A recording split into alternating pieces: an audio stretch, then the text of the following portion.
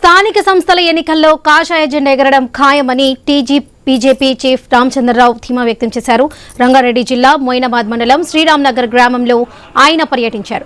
గ్రామ సౌభాగ్యం బీజేపీతోనే సాధ్యమనే పేరుతో చేపట్టిన కార్యక్రమంలో పాల్గొన్నారు రామచంద్రరావు. మోదీ ప్రభుత్వం చేపడుతున్న సంక్షేమ పథకాలను వివరించారు. గడప గడపకు బీజేపీని తీసుకువెళ్లాలని క్యాడర్కు రామచంద్రరావు సూచించారు. స్థానిక సంస్థల ఎన్నికల్లో పార్టీ గెలుపు కోసం కృషి చేయాలని పిలుపునిచ్చారు.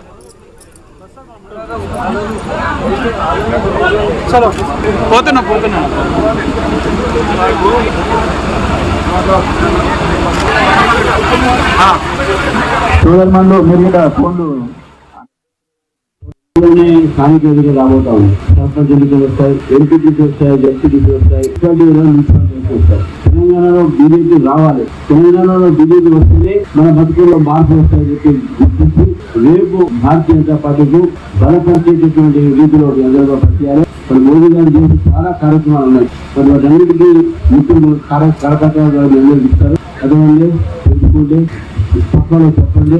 బీజేపీ గెలిపించి రేపు ఇది రంగారెడ్డి జిల్లాలో ఉన్నాం కాబట్టి వికారాబాద్ జిల్లా పక్కన ఉంది. ఈ రెండు జిల్లాలో కూడా జిల్లా పరిషత్ చైర్మన్ బీజేపీ కార్యక్రమం